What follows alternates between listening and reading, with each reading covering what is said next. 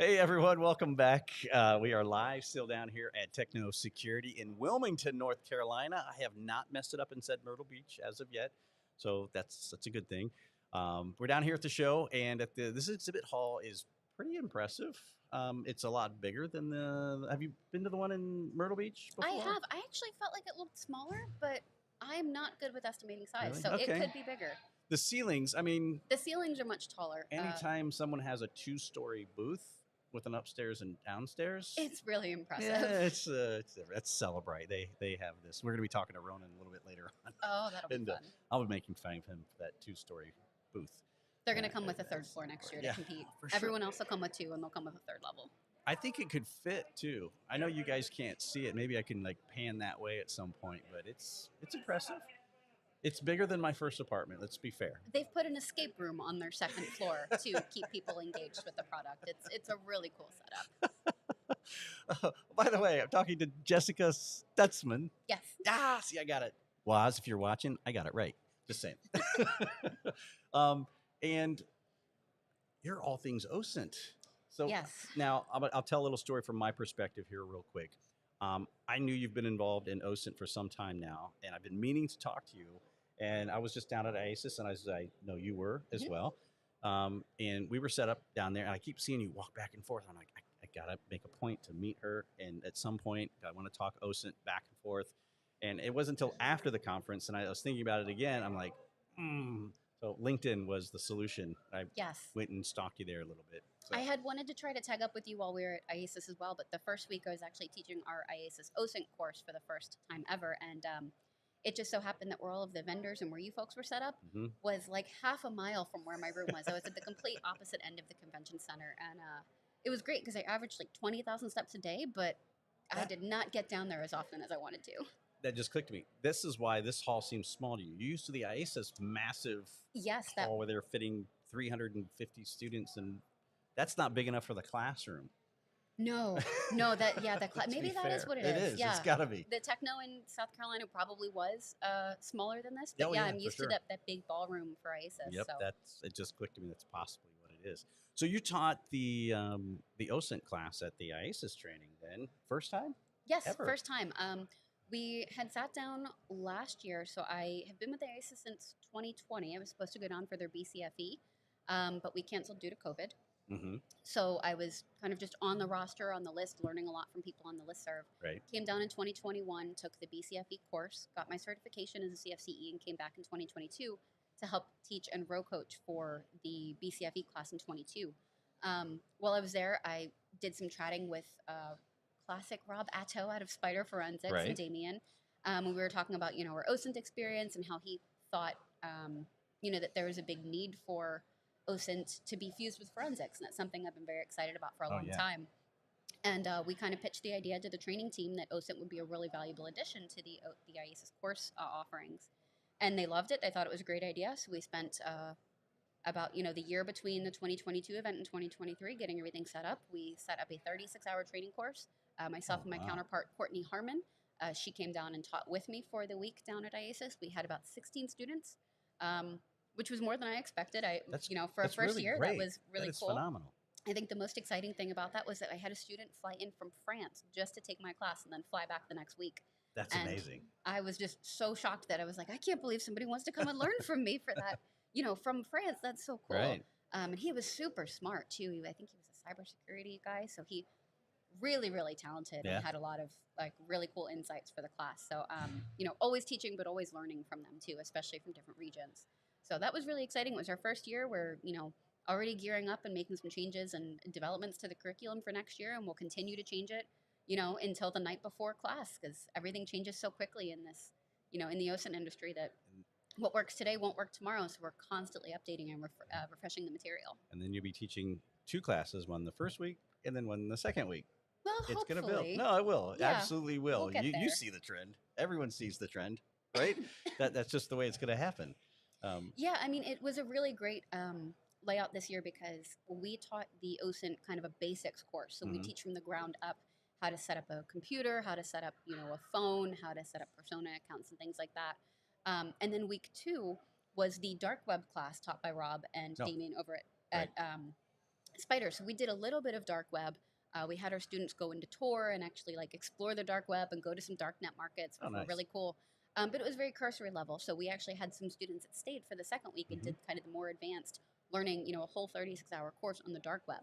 So that set up to flow really well. Hmm. But it would be really cool to be able to have, back-to-back classes with, new students every week. I love talking to people, and Heard I the get very prediction excited. here first. It will happen. All right. I've predicted it. I'm just saying it's going to happen.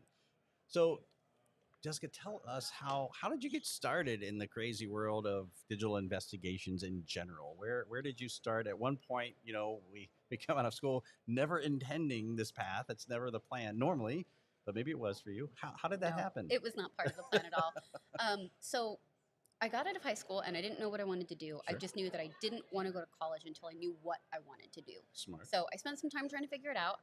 And when I was 20, I ended up joining the Army Hmm. as a human intelligence collector. So I spent 7 years in the Army doing human intelligence, and I also learned a language while I was there. So I was an Arabic translator and linguist as part of my duties. Oh my gosh, really? Yeah, That's like one of the hardest languages, isn't it, to learn? it was tough. Yeah, but it Okay. was a very intensive 16-month program. So we came out, being completely fluent. Really? Found a real knack for it. So I am jealous.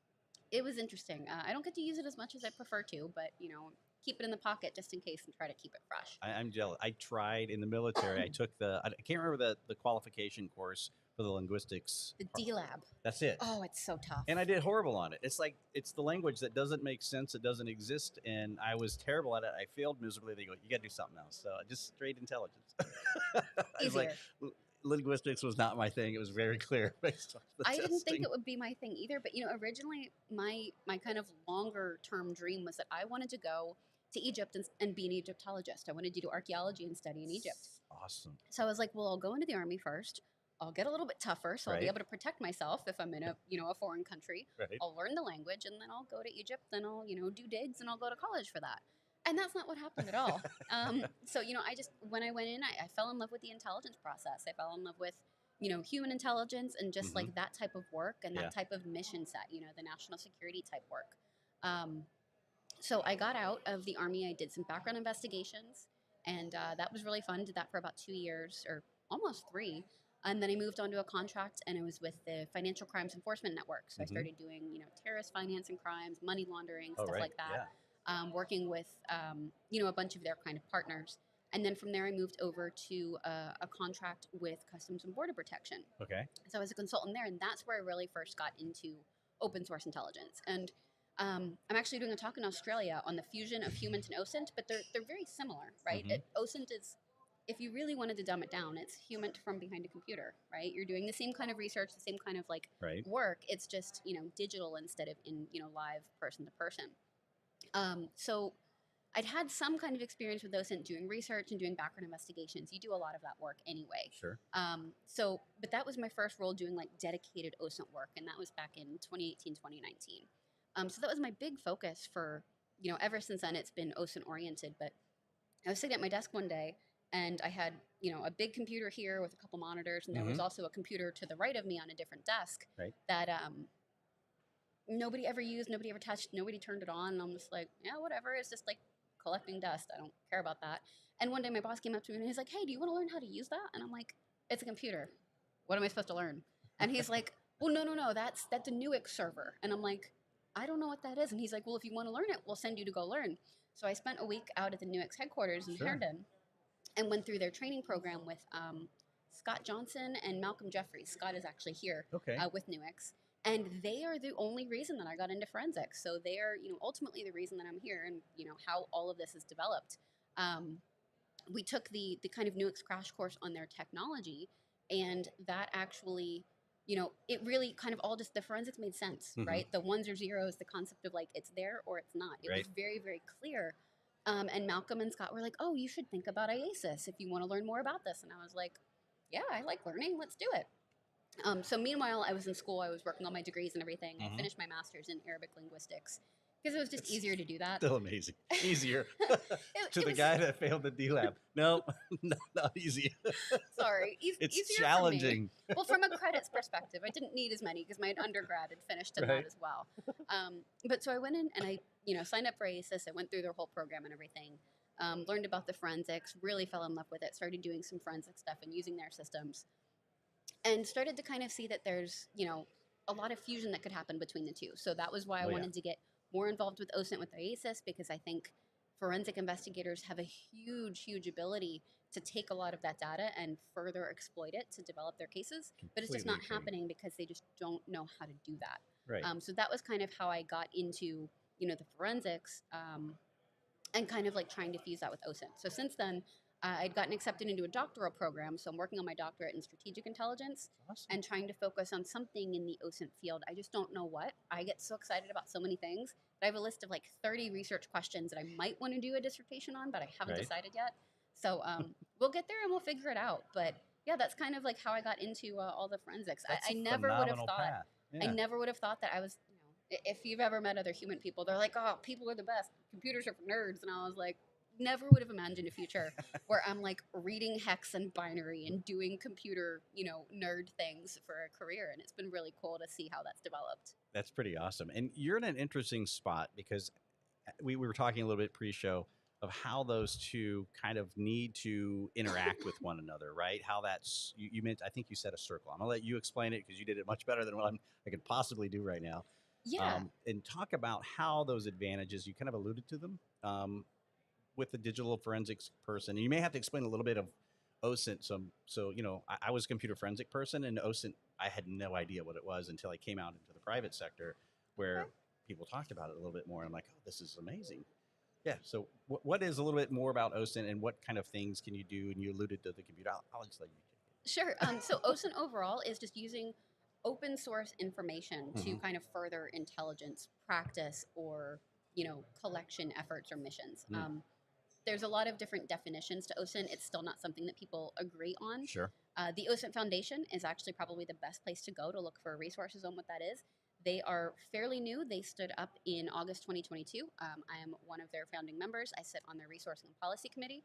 They have provided a definition for OSINT that we're hoping that the federal government adopts, because there's something like 17 intelligence agencies in the United States, and they all have different definitions. So nobody can agree at the federal level what OSINT is or isn't. And that's a government thing. Yeah, the private sector and the commercial sectors tend to accept more commonly that it's just anything that's on the internet, right? Right. If it's open, if it's publicly available, it's open source. So we can go with that kind of definition, but what that includes is things like looking at social media accounts, looking at websites, looking at maybe website registrations, Right. tying things like email addresses to actual people, tying phone numbers to people. Maybe if somebody uses only an alias, you could potentially use open source information to get an actual identity for that person. And that's where that becomes so important with forensics. The forensic side of things, if you're doing an exploitation, or since Cellbright's right in front of us, if you have a Cellbright report and it's got all of this information from your computer that you're interested in, and there are 5 mystery phone numbers and 6 mystery emails that you don't know who they are and you can't tie them to a person, you could solve your investigation if you knew who those people were, because they're part of the bad guys that are, you're trying to investigate. Right. But you're Right. you're at a dead end now, right? All you have is phone numbers and names, and you ran them through your government databases maybe, and you didn't get any results. So, okay, let's just throw it out, no big deal. If you know what you're doing with open source intelligence and open source research methods, you can try to exploit them further and tie and bring it full circle. So instead of, I start here and I have my investigation report from my forensic side, and I look at all the information and now it's a dead end, I can exploit those ends further and hopefully bring it around, make kind of that full circle, paint that full picture Sure. of what was really going on that device, and be able to make associations and resolve identities across Right. all of the different types of PII that you run into. Yep. And what's PAI? The term PAI. What does that mean? PII is publicly available information. That, There's some I debates. know that sounds like it's like super loud to us. There's a door that keeps opening and closing. So if you hear a big sonic boom, that's what it is. Sorry. There are 3 kind of big definitions in the open source space. One is open source information, and that's information that is just open to the public. Okay. The other one is publicly available information. Again, sounds very similar. There's some like very nuanced differences there. It's really more of just an on paper type thing. And then there's CAI, which is commercially available information. And that's the type of data that you can't get unless you're buying a subscription or a license from somebody. Oh, So like maybe there's I think Hooster is here. yeah. They have access to some phone number record Okay. and data information. Well, So that they makes would be sense. considered commercially available information instead. Gotcha. Well, that So makes more something you sense. have to buy instead of something you can just find Yeah, online. perfect. Yeah, that Yeah. makes perfect sense.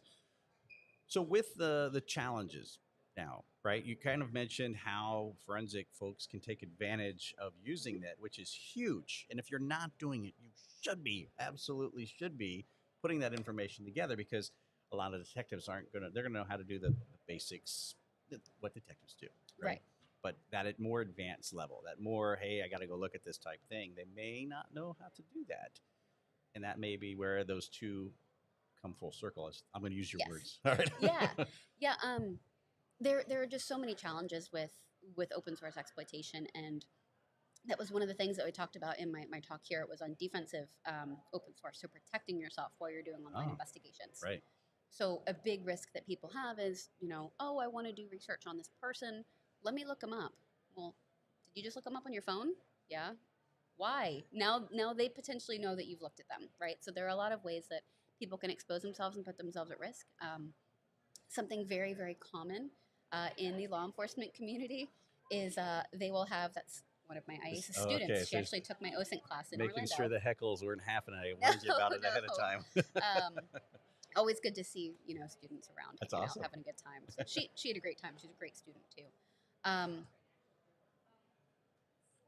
I derailed you completely, and I'm sorry. no, that's okay. We were talking about challenges. Challenges, yes. So from a defensive standpoint, there are just so many risks, right? And it's something that we see a lot is if you don't have the understanding of the entire kind of technological landscape, you put yourself and your organization at serious risk. So if you're in the law enforcement community and you haven't trained your maybe detectives or your officers not to look people up on their personal devices, right? Not to look at things on their social media accounts.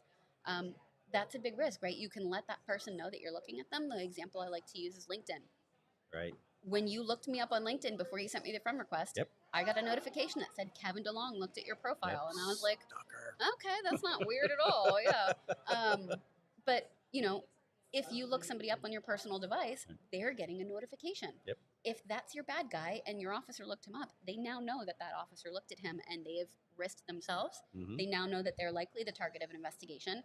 That also puts that officer at risk because he could be targeted by that person or their organization. There are an endless number of challenges in the space from a security standpoint, from an operational standpoint. Probably the biggest challenge that we face right now is the legal one, which is the most boring one to talk about, but it's probably also the most important. Yeah. There's just a huge debate about privacy, right? Everybody wants their information to be private. There's a big argument over what does it mean to be private. If my Facebook settings are private, nobody should be using my data. But I didn't change my Facebook status or my Facebook account settings to private until yesterday. So does that mean that everything else that I'd posted up until then was fair game for somebody to look at or not? Is that something that's protected? Is that, Fourth Amendment? Is it an unreasonable search and seizure? There's also telemetry data, so things like ad ID, mobile advertising for location data. Right. There's just new court cases all the time that you have to keep up with and stay aware of in the legal space because the requirements change, the permissions change, the capabilities change, and things like GDPR govern the ways that a lot of phones and data brokers can collect your data and then Right. use it. So some of that's not even legally permissible, depending on what agency you work with or what organization you're at. So that's a lot tougher because the information is there. You just may not be allowed to use it, which can be very, very frustrating from a law enforcement perspective. That's amazing, and it's a much bigger. It sounds much bigger than what we are even prepared currently to deal with. There's no organization I'm aware of. Now you mentioned the one, and I know Cynthia Hetherington has her conference and where she's teaching folks at Osmosis Con. But where's a good resource? Where do you think people can go? Obviously, we touch on OSINT here at Cyber Social Hub, but I am not an OSINT person. I mean, the first to mention it's just not me. But do you know of a source that somebody can go to find out more information, or better yet, you can add her on LinkedIn, maybe if they're interested? Yeah, of course. Feel free to add me on LinkedIn. I hate to offer that up when I didn't talk to you about it ahead of time. It's okay. I'm sure when this goes on LinkedIn, maybe you'll tag me or something so people will be able to find me a little bit easier. If not, I'll go on and tag myself so we can make that easy for people to find. It's going there right now. My company is Pangea Research. We do research, consulting, and advising. So if you have questions and you need help with developing policies or identifying, some research needs or what your requirements might be, we're here and happy to help with that. That's what we do on a regular basis. But if you're looking for good resources, there is one primary author that I think everybody in the OSINT industry is familiar with, and it's Michael Bazell. He updates his book every year. I have that book. It's which one do you have? I don't know. So I haven't finished it. He's up to version 11, and it's fantastic. So the most important thing to note with OSINT is that it changes every day. So some of the stuff, if I publish something today, it's going to be partially outdated by tomorrow. But Michael Bazell is a phenomenal resource. He's got a couple different books. One is on OSINT techniques. One is on kind of data privacy. I think he's got a 10-day guide for helping limit your digital footprint online. So if you want to try to start removing all of your stuff from the internet, you're never going to be fully successful, but you can use his methods to get a little bit better at that. Sure. He's also got a lot of really great security stuff. There is a new book out. I have not had a chance to read it yet, but it looks really great. I believe it's by Ray Baker. It's called Deep Dive. It's got a big purple octopus on the front. I've seen the cover, but I don't. Yeah, I don't know. It's a beautiful cover. Whoever did the art was fantastic. Yeah. I don't know her personally. I have not met her, but I've looked at kind of the contents of the book, and I'm waiting for my copy to arrive. It looks like a phenomenal resource. It's I think something like 500 or 600 pages, so it's going to be a great addition to the Bazell book. The Bazell book has some of the tips and tricks and the methodologies, but he's got a lot of resources for where to go if you need to do XYZ, if you need to look at Facebook or Instagram or LinkedIn. I think the Baker book looks like it's going to be more of like a comprehensive how-to, and here's all the little things. It looks like she did a very, very thorough job, so I'm very excited to read that. I think that's going to be a really great resource for people moving forward. And then there's a lot of just big names in the OSINT space that post a lot of really good content on their social media platforms. It's amazing. I wasn't aware really how much great content was on just Twitter alone with OSINT. There's a ton of it that's out there. I did see the cover of that book, and I do own his. I don't know what version it is though. I read half of it, and then life got it happens. busy. Well, he's got podcasts too that come out pretty frequently. I think there's like a newsletter maybe for his site that will let you know. It's inteltechniques.com, I think. OSINT Combine is another great resource for training and just general awareness and knowledge. They do a lot of really cool stuff. They're having the Australian OSINT Symposium in September, so I'll be going down there to speak. You'll be there. Cynthia Hetherington will be there as well. Okay. If you're on the corporate side and you're not so interested in the national security side of open source, Cynthia and her organization is a great place to go because they are primarily focused on the kind of corporate and civilian side of things. The OSINT Foundation is great if you're more on the national security side of things because they are looking to codify OSINT as a discipline enterprise-wide for the entirety of the United States intelligence community. And Cynthia's spinning up a thing called OSINT Institute as well. I don't know if you've heard of it yet. It's going to be a membership thing where OSINTers get together. I don't know the details of it, but I do know I can talk about it. I don't know. So I don't think I've heard of that, but I do know that they have some sort of an OSINT program with maybe North Dakota State, some sort of university out there that does an OSINT program. That's OS Institute, and I'm the other one is Osmosis Institute. So they're close, they're similar. Okay. That's OS Institute. And I think the training's free. You just have to apply for it and give a good reason why you're taking the training. Usually, it's like law enforcement, government that says, "Hey, I can't go to it. I need it for my job," and she gets them in. But I know it's limited amount of people. Yeah, I think it might sort of like a scholarship style thing. Maybe. Yeah, exactly. You're exactly right there. Yeah, no, she's great, and she's also a great proponent of women in technology, in IT, in tech, forensics, OSINT, all of that stuff. She's a fantastic resource. So I definitely look to her for more of the corporate side of things. There's some big folks you can follow. So Micah Hoffman is huge in the industry. Again, I don't know him, but I know of him, and he's got great content and material. I know he set up a company that does some training and some online stuff. There's Nico Deckens, the Dutch OSINT guy, I think is his handle. He's very, very popular in the OSINT community and puts a lot of great content out. Ritu Gill, I think, is another one that's out there that's very, very knowledgeable. I believe she's Canadian law enforcement and has her own organization as well that puts out a lot of great OSINT stuff. And then My personal favorite on the list, because I know him very well, is Matt Edmondson. He is the lead instructor and developer of the SANS OSINT course, Oh, and okay. hopefully that's correct. I think that's what they call it. It might be 497, but I could be wrong. But I've worked with him in the past. He is a genius in the field. He Really? actually was one of the people that taught me everything I knew when I started with OSINT. So I thank him for a lot of the knowledge that I have Nice. now and for getting me kind of excited about everything.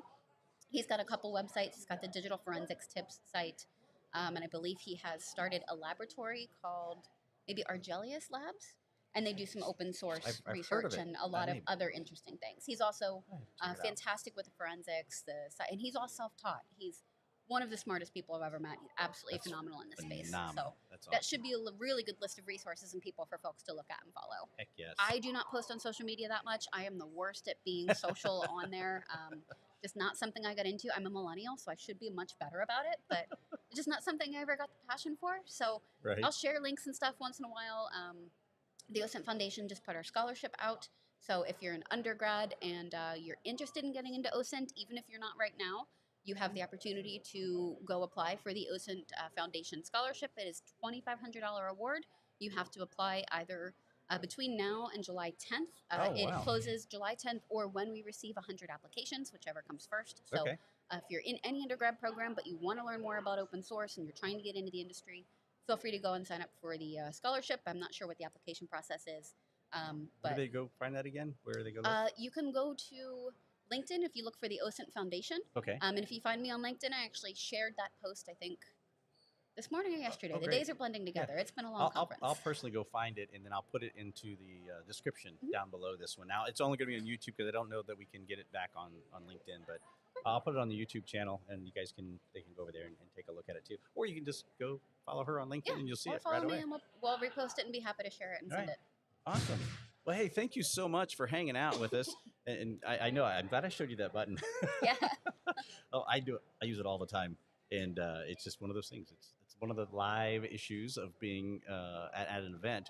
The noise wasn't too bad. We did have a couple classes let out Yeah. that went through. But overall, what do you think of the show? You liking the show?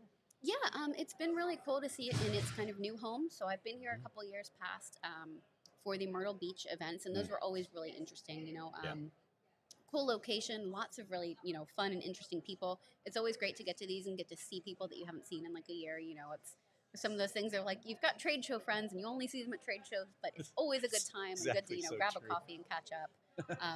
I did a talk last year at the one in Myrtle Beach, and Yeah. that was great. So I try to come out here every year. I don't get to too many of these, but to be able to come out to this one, I know there's people that are here every year. I know a lot of the vendors that are here, and it's just really cool to see what all of the companies have done between last year and this year, like the changes to their programs and developments that they've had. The AI kind of explosion is leading to some really cool Huge. innovation with a lot of these companies. So it's Huge. really exciting to see some of the changes. I'm going to open up an invitation to you on our regular Friday show. If I know your schedules get kind of crazy, but it's open, and I'd like to kind of explore the AI thing with OSINT, if that's an area that you're interested in talking about. Yeah, there are a lot of really cool applications for how like ChatGPT and things are being applied to the OSINT field. I haven't done too much of it yet, but there are a lot of people that have done some really cool research in that area. It's on my list of things to do when I've got the time, so I'll see what I can do, and then we can totally do a chat about that. If not, we can talk about whatever. Yeah. I like to talk about OSINT stuff because I don't know a lot about it, so you're educating me every time you talk, so I appreciate that. And everybody who's watching, I appreciate the fact that you come on. You took your time out of the crazy busy conference. I hope you didn't miss any courses that were of interest to you. No, I think there was actually a break between. Was there? Well, that worked out well. Because I had the 1:30, and then I think Rob is actually doing a dark web talk at 3:30. Well, so great. they left a nice little gap in between. Well, that worked out well for you then. Yeah. Jessica, thank you so much for coming on the show. I Of really course. Yeah, this appreciate was it, fun. and I hope to have you back on really Absolutely. soon. Again, find her on LinkedIn, and we're live at today. We're live at Techno Security in Wilmington, North Carolina. We're probably going to do at least one, maybe two more streams yet today. So make sure if you haven't subscribed to the channel, hit the like button, hit the subscribe, and don't forget that little notification on the YouTube channel. If you're on LinkedIn, you just got to follow the feed and hope you see it. But our home is down over on YouTube, so you can do the live chat and everything down there. So until then, we'll see everybody on the next stream.